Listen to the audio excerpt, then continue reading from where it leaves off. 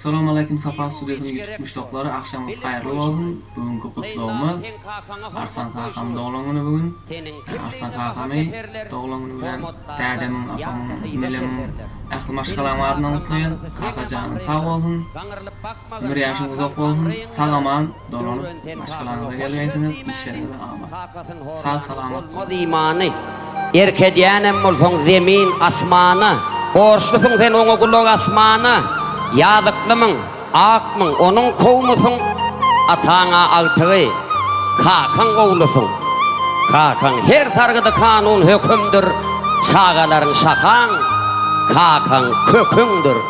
İçilikte sen adına kuanım. Ulalım